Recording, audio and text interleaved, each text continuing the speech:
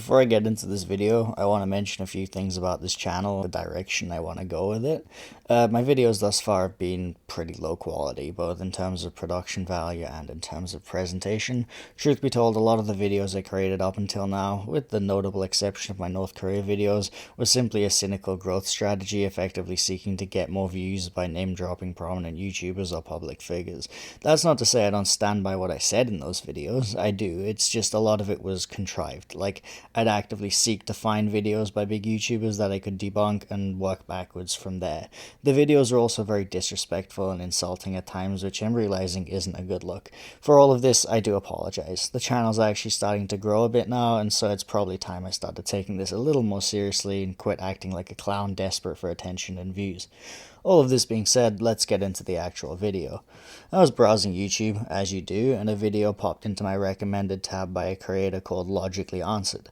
The video effectively made the claim that Saudi Arabia has been systematically misrepresenting their oil reserves in an effort to dupe global markets. I know, I just made a whole statement about how I name-drop creators and debunk their videos as a growth strategy and how sorry I am for that, but this time is different. I genuinely just watched the video out of curiosity, ended up researching it purely out of personal interest. I spent a lot of time in the Persian Gulf region, UAE and Saudi Arabia effectively my second home, and it's clear to me that this area of the globe is intensely misunderstood.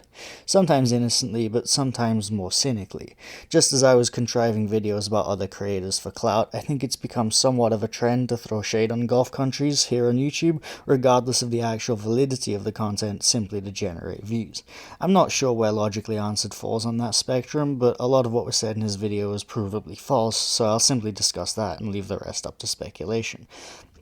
The first part of the video in question is effectively just a summary of Saudi Arabia's history and the history of the oil industry in the country specifically. Chapter 2 is where we get into the meat of the argument. The first piece of evidence used to show the sketchiness of Saudi's data on oil reserves is a graph showing a large jump in oil reserves, about 90 billion barrels, in 1989. This coincides roughly with Saudi Aramco coming under Saudi leadership in 1988, and the implication is that the Saudis basically took control and immediately began capping about how much oil they had. The video claims no significant oil discoveries were made in the past 50 years that could account for such a jump in reserves.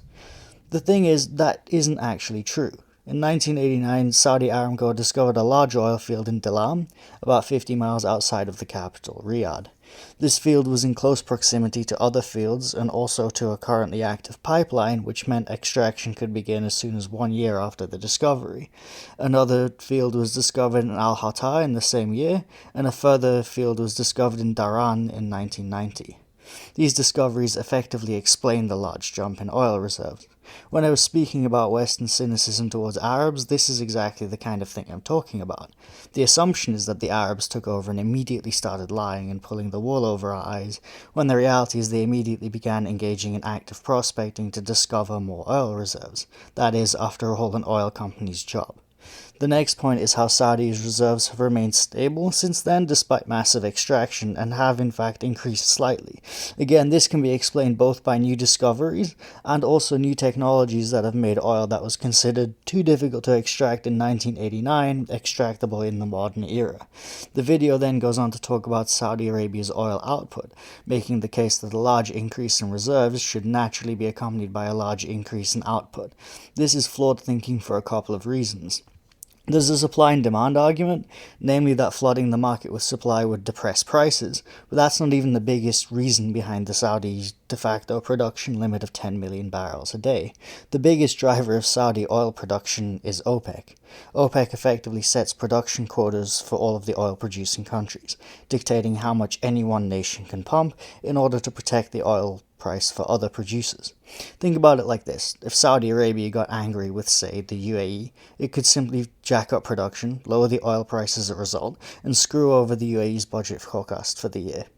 OPEC exists to ensure oil producers do not weaponize the oil price against other producers for political reasons, and this is 99% of the reason behind Saudi's stable 10 million barrels per day of production. What's weird is the video actually mentions OPEC later in the video in reference to price wars with US shale producers and with Russia, making the case that Saudi could have increased its production further at those times to suppress the oil price even more. The thing is, OPEC's far more than just a Saudi Arabian proxy. There are lots of countries involved, and the whole thing's a balancing act. Did OPEC increase production overall to depress the oil price? Yes. Was this simply a free-for-all where OPEC nations got to ignore their production quotas? No. The quotas were simply increased slightly for all the OPEC nations. Saudi Arabia still had to abide by that quota, and Saudi Arabia doesn't control what that quota is. It's simply passed down to them by OPEC. The rest of the video is effectively meandering on these points and proselytizing about how long Saudi Arabia's oil might last under different conditions.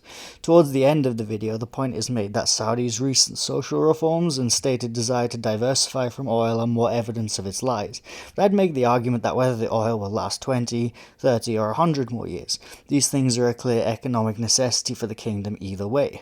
Since Mohammed bin Salman took effective control of the country, he has taken steps towards diversification and modernization. That much is abundantly clear.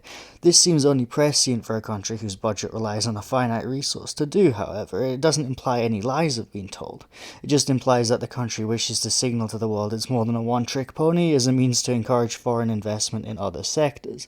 Now, all of this being said, there is one further piece of damning evidence against the assertion that Saudi Arabia is lying about its oil reserves, and that is an independent audit that took place in 2019 by a US firm that confirmed the accuracy of the kingdom's statistics, going on to say that it may in fact have more oil than stated rather than less.